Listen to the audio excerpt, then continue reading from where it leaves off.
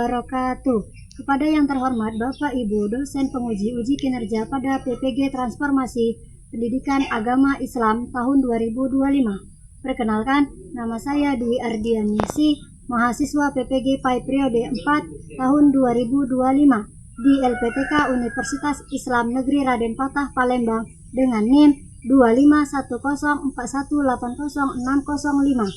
Pada hari ini, tanggal 9 Oktober tahun 2025, akan melaksanakan uji kinerja di SD Islam Manbaul Hidayah kelas 3 dengan judul Berbakti kepada Orang Tua. Selamat menyaksikan.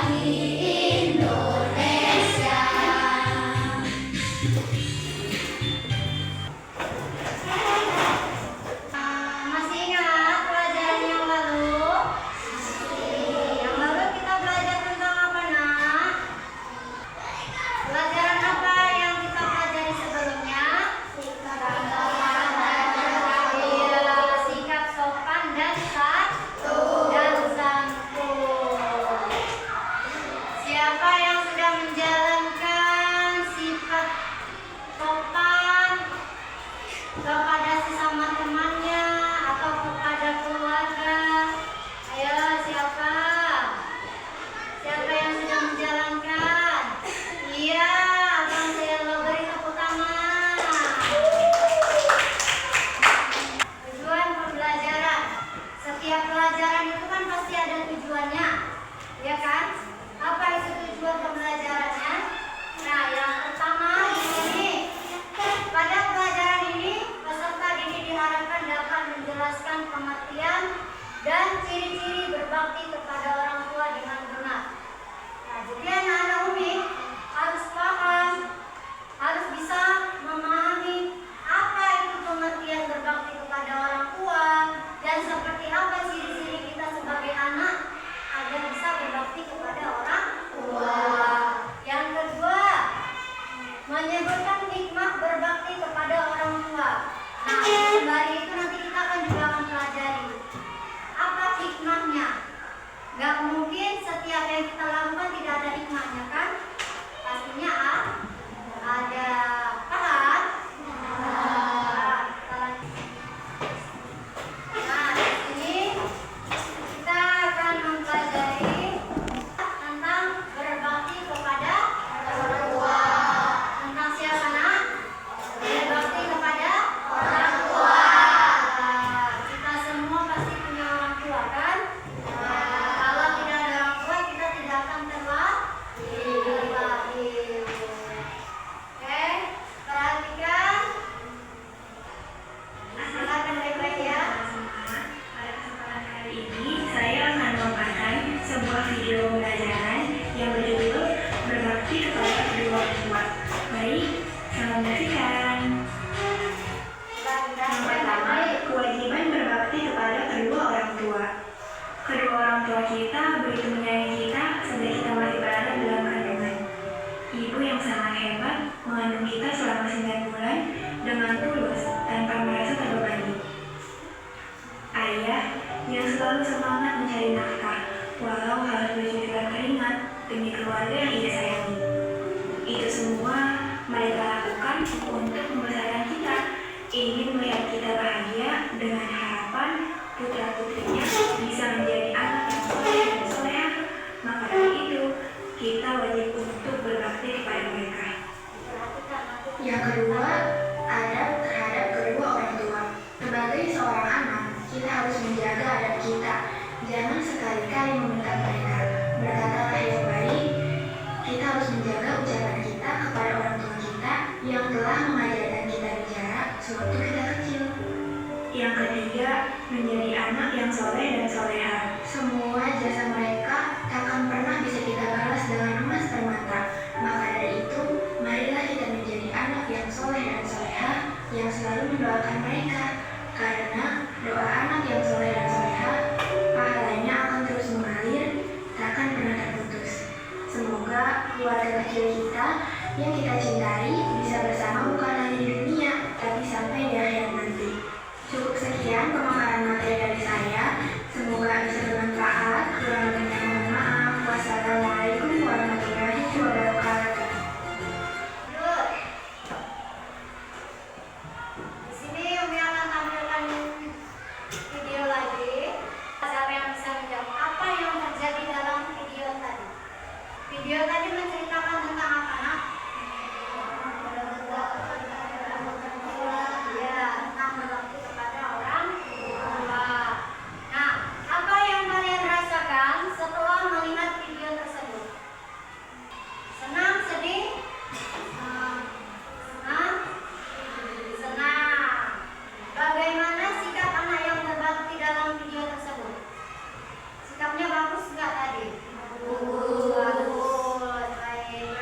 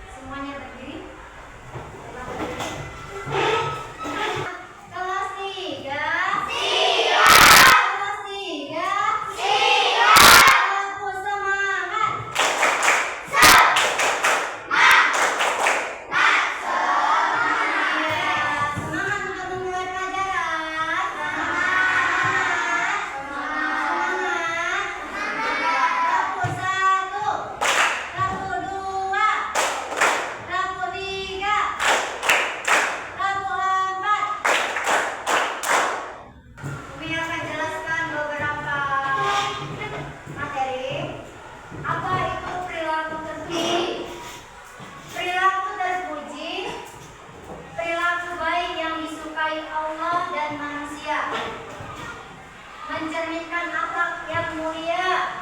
Contohnya jujur, disiplin, sopan, dan rajin. Nah, apa itu berbakti kepada orang tua, Mi? Berbakti kepada orang tua atau dalam bahasa Arab disebut apa? Birrul walidayya atau birrul walidain adalah sikap dan perilaku terpuji yang ditunjukkan dengan cara menghormati, menyayangi, serta apa? Mematuhi dan memuliakan kedua orang tua. Nah, berbakti kepada orang tua termasuk apa sama kita? Termasuk apa, Nak? Kewajiban. Iya, termasuk kewajiban setiap anak. Berarti kita ini anak atau bukan? Kita anak. Jadi kita wajib nggak memuliakan orang tua? Wajib. Berbakti sama orang tua wajib nggak? Wajib. Setelah apa? Setelah beribadah kepada Allah. Meskipun kita berbakti, tapi kalau kita beribadah sama Allah itu kurang, itu sama saja dengan tidak ada nilainya. Jadi kita beribadah kepada Allah. Setelah itu menjalankan kewajiban kita untuk berbakti kepada orang tua. Nah, di sini dijelaskan juga ciri-ciri berbakti kepada orang tua. Apa aja ciri-cirinya, Mi? Yang pertama, bertutur kata yang sopan dan lemah lembut. Anak Mi udah sopan belum kata-katanya sama orang tuanya? Udah lemah lembut belum?